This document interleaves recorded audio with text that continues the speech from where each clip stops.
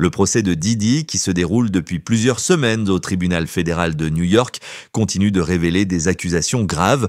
Aujourd'hui, nous revenons en détail sur les journées du jour 16 et du jour 17, marquées par des témoignages bouleversants, des confrontations tendues et des révélations explosives.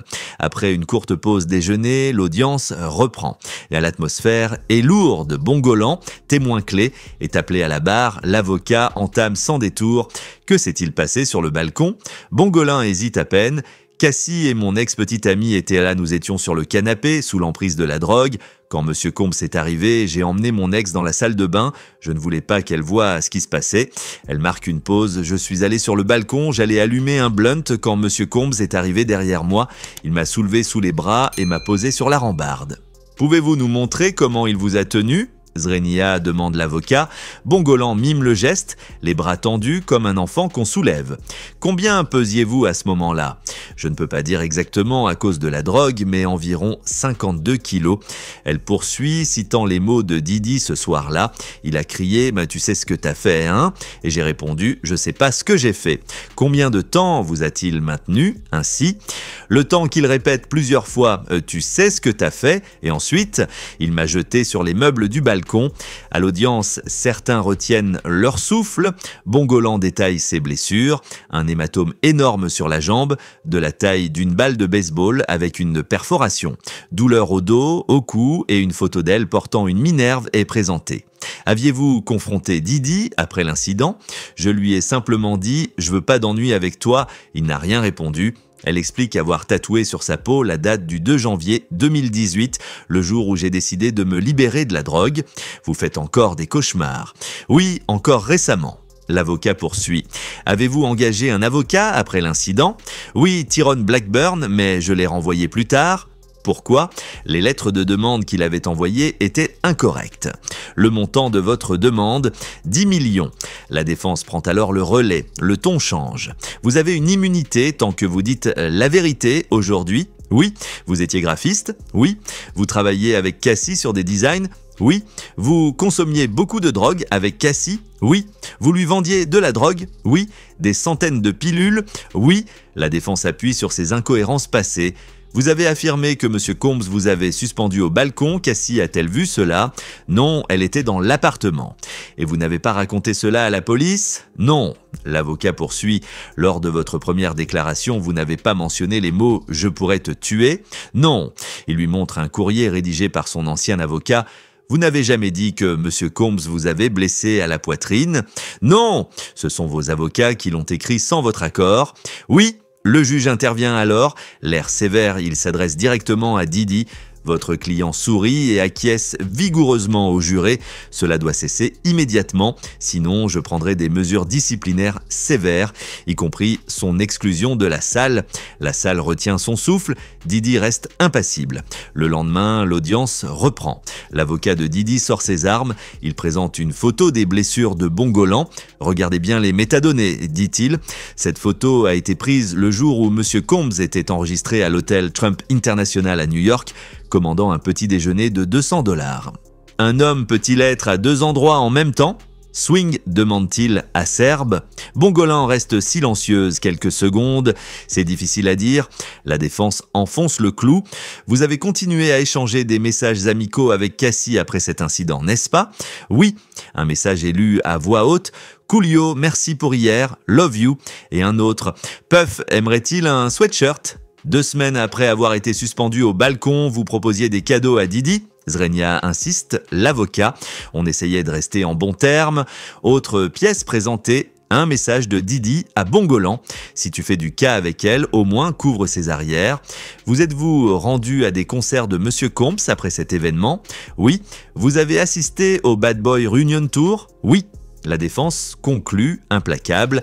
Un homme ne peut pas être à Los Angeles et à New York en même temps. Vous êtes d'accord? Je maintiens ma réponse. Le juge, encore une fois, reprend Didi pour des comportements inappropriés. Sourire, geste à l'adresse du jury. Encore un comportement de ce type et votre client sera exclu.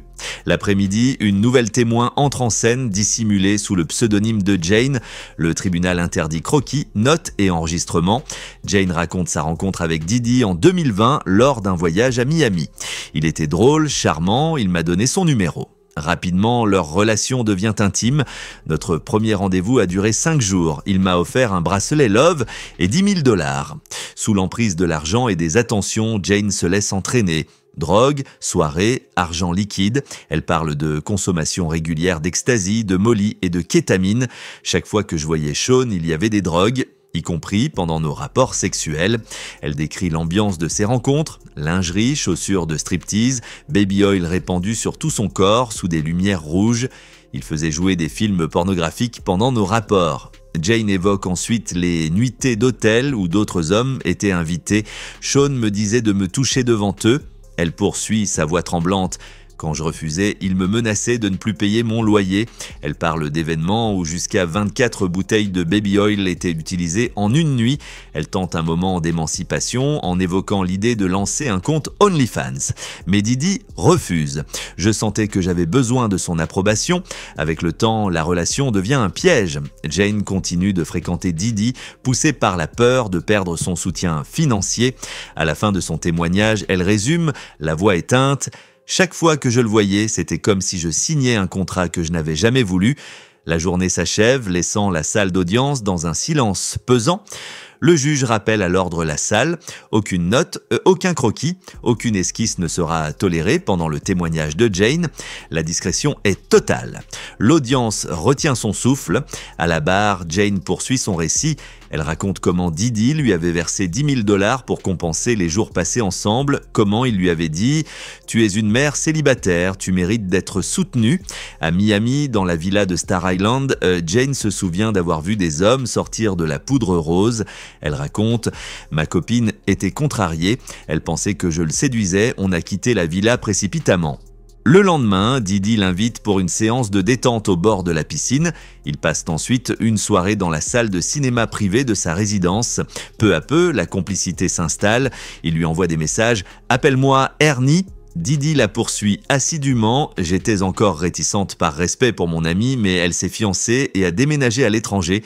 Je me suis dit que je pouvais accepter. Lors de leur premier vrai rendez-vous, ils passent 5 jours ensemble. Jane raconte, il était prévenant, drôle, il m'a emmené dîner, m'a offert un bracelet Love et il m'a donné $10 000. Didi lui propose ensuite un voyage aux îles Turques et Caïques. J'étais excitée, je n'avais jamais voyagé ainsi. Sur place, elle découvre un monde nouveau. Nous avons séjourné dans une villa avec un chef, un majordome, un coiffeur. Mais la fête tourne vite à l'excès. Didi l'incite à consommer de l'ecstasy. « Prends ça, tu t'amuseras plus ». Jane, encore sous le charme, accepte. Elle décrit les effets, euphorie, sensualité exacerbée, sensations amplifiées, mais aussi la descente difficile, fatigue intense, désorientation. En 9 jours aux Turcs et Caïques, puis 6 aux Bahamas, on prenait des drogues presque tous les jours. Didi lui transfère $10 000 supplémentaires. Nous avons commencé à utiliser le mot « amour ». Lors de ces voyages, elle apprend que Didi voit d'autres femmes. Je l'acceptais, je l'aimais bien. Ils se voient régulièrement, environ toutes les 2 semaines. Quand je venais à Los Angeles, il me donnait de l'argent en espèces ou par virement. À chaque rencontre, la drogue est présente, ecstasy, molly, cocaïne, kétamine. Quand on était ensemble, il insistait pour que je sois parfaite. Bronzage impeccable, manucure, cheveux lissés en queue de cheval. Les pratiques sexuelles deviennent de plus en plus extrêmes. Il voulait que je porte de la lingerie, des chaussures de striptease. Il faisait jouer des films pornographiques dans sa chambre, toujours sous une lumière rouge tamisée. Puis viennent les nuitées d'hôtel. Il m'obligeait à participer à des rencontres sexuelles avec d'autres hommes. Jane précise, je n'avais pas le choix. Quand je refusais, il me disait que je ne pourrais plus payer mon loyer. Elle décrit les détails les plus dérangeants. On utilisait jusqu'à 24 bouteilles de baby oil par nuit. Chaque fois, le même rituel. Lingerie, chaussures hautes, baby oil, lumière rouge. Il me disait de me toucher devant eux pendant que lui se masturbait, m'encourageant d'une voix douce. Lorsqu'elle demande à Didi de porter un préservatif, il refuse. Il disait que les hommes étaient testés. Après les rencontres, Didi et elle reprenaient leur intimité en privé. Au début, c'était rare, puis c'est devenu régulier. Chaque fois qu'on se voyait, c'était comme signer un contrat invisible. Jane tente de prendre ses distances. Elle envisage de créer un compte OnlyFans pour gagner son indépendance. Quand je lui ai parlé d'OnlyFans, il n'a pas aimé. Didi lui transfère des sommes importantes, 20 000 $ à une occasion, 6 000 $ pour son déménagement. En avril 2023, Jane signe un bail pour un appartement à 10 000 $ par mois. Il m'a proposé un contrat d'amour, un accord où il me verserait une allocation de 10 000 $ par mois. Chaque déplacement est organisé par l'équipe de Didi. Les billets d'avion sont réservés par ses assistantes. Lors des nuitées d'hôtel, Jane précise « ça pouvait durer 20 à 30 heures, parfois plus ». Un détail revient sans cesse, les fameuses bouteilles de baby oil. Par session, il y avait parfois 2 douzaines de bouteilles. La procédure est toujours la même. J'accueillais l'autre homme, souvent sous l'effet de drogue. Je devais me toucher avant que lui prenne le relais. Elle précise « je ne nettoyais pas après. Je devais rester, continuer ». Les séjours s'étendaient, parfois jusqu'à 4 jours. Jane explique qu'elle avait toujours une nounou en réserve pour son enfant, car les convocations de Didi étaient soudaines. Je devais être prête à tout moment. Les jours passant, Jane commence à s'éteindre. Je me sentais obligée, prisonnière. Elle raconte aussi que lorsqu'elle lui disait non, il lui proposait de prolonger le paiement du loyer pour quelques mois de plus. Une pression constante lors d'une virée en France avec des amis. Didi devient furieux. Je l'ai vu dans ses messages vocaux, il était hors de lui. Dans son appartement à Los Angeles, Jane conserve tout. Preuves, baux, virements. À la fin de son témoignage, la voix brisée, elle résume « Je n'étais plus qu'une extension de ses désirs ». Après le témoignage de Jane, l'ambiance dans la salle d'audience reste tendue. La suite du procès se concentre sur l'analyse technique des preuves numériques. Le témoin suivant est appelé à la barre, Enrique Santos. Son profil est simple mais impressionnant. Je travaille au bureau du procureur du district sud de New York depuis 17 ans. J'ai réalisé environ 3000 extractions de téléphones portables. Il explique au jury la méthode d'extraction des données. Lorsqu'un utilisateur prend une capture d'écran, les métadonnées sont automatiquement créées, incluant la date de création, de modification et parfois l'emplacement de stockage. 3 iPhones sont extraits. Ils appartiennent à Cassie Ventura. Santos indique que l'un des téléphones a vu son numéro IMEI modifié, signe qu'il a été réparé ou remplacé. Un document est montré au juré, des captures d'écran provenant du téléphone de Cassie daté du 30 septembre 2016. Les métadonnées révèlent une capture faite ce jour-là. Les captures montrent des discussions sur le fait d'avoir été suspendu au-dessus d'un balcon. Sous l'interrogatoire de l'accusation, ces données confirment-elles la date des captures? Oui, elles ont été créées le 30 septembre 2016. La défense tente de semer le doute. Certains messages supprimés peuvent-ils subsister malgré tout? Oui, admet Enrique Santos. La défense insiste, donc certains messages peuvent être incomplets ou hors contexte, potentiellement. L'échange est bref, mais lourd de sous-entendus. L'attention revient ensuite sur la salle d'audience elle-même. L'accusation rappelle aux jurés qu'aucun croquis ou note n'est autorisé pendant que les témoins sous pseudonyme, comme Jane, déposent. La tension monte lorsque la défense exige la publication complète des échanges entre Cassie Ventura et Christina Kororum, une ancienne collaboratrice. Ces messages incluent des discussions sur l'incident du balcon, cependant le juge tranche. Certains extraits auto-justificatifs ne sont pas admissibles. Didi, pendant ce temps, est de nouveau rappelé à l'ordre pour avoir regardé et hoché la tête vers les jurés de manière ostensible. Le juge ferme. Encore un comportement inapproprié et des mesures disciplinaires immédiates seront prises, y compris votre expulsion de la salle. Un rappel qui pèse lourdement dans l'atmosphère déjà étouffante du tribunal. Un moment clé survient avec la présentation d'une stipulation, la saisie par les autorités du téléphone portable de Christina Kororum à l'aéroport de Miami. Un extrait de ces échanges est lu. Cassie discute d'avoir été suspendue au-dessus d'un rebord. Les avocats de la défense tentent d'introduire une autre partie de ces échanges où Kororum conteste les faits, mais la cour rejette leur demande. Ce n'est que du oui-dire sans fondement solide. Le climat s'alourdit encore. Après cette série de témoignages, la cour s'apprête à entendre Jane de nouveau pour un contre-interrogatoire. Mais avant cela, une brève parenthèse s'ouvre. L'avocat de Jane demande au juge de rappeler aux journalistes et au public présent de ne pas divulguer d'informations personnelles, y compris à partir des écrans visibles des avocats. Le juge acquiesce. Le non-respect de cette consigne pourrait entraîner des sanctions. Matthew Russell Lee, correspondant de Inner City Press, se bat pour obtenir davantage de documents non scellés. Il dénonce l'opacité de certaines procédures. Je demande que ces documents soient rendus publics. Le public a droit à l'information. Mais une nouvelle fois, le juge rejette la demande. Le premier amendement ne requiert pas la publication immédiate de ces documents. Matthew insiste. Il existe un intérêt public majeur dans cette affaire. Le débat reste sans suite. Les procédures internes du tribunal prennent le dessus. Pendant ce temps, Jane reprend la parole. Elle revient sur les paiements de Diddy. Quand il refusait que je fasse OnlyFans, il disait « Je préfère que tu sois à moi seul ». Lorsqu'elle décrit les nuitées d'hôtel, elle précise que Diddy appelait ses soirées des débâcles ou nuitées de débauche. Les descriptions se font plus dures. Les lumières rouges, le baby oil, la drogue, c'était toujours pareil. Parfois, je ne savais même plus où j'étais. Sous la pression constante, Jane explique comment sa dépendance à Diddy s'est renforcée. Chaque fois que j'exprimais le désir de m'éloigner, il me rappelait qu'il pouvait m'enlever tout ce que j'avais. Elle confesse également que, lorsqu'elle refusait de participer aux soirées, il restreignait son accès aux ressources financières. La journée se termine, les jurés sont invités à quitter la salle. Le juge s'adresse aux avocats et rappelle que le procès continue le lendemain matin à 11h précises.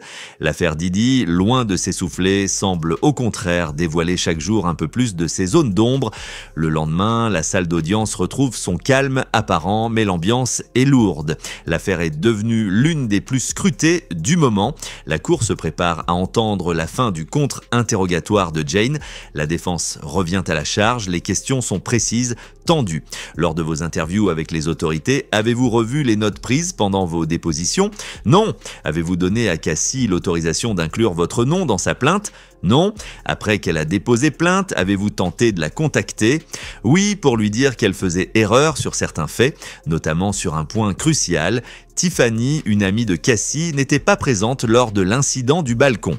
La défense continue. Quand vous avez porté plainte vous-même, votre version était-elle la même que celle de Cassie? Non! Un document est montré à Jane, il s'agit de l'une des premières lettres de demande envoyées par son ancien avocat Tyrone Blackburn.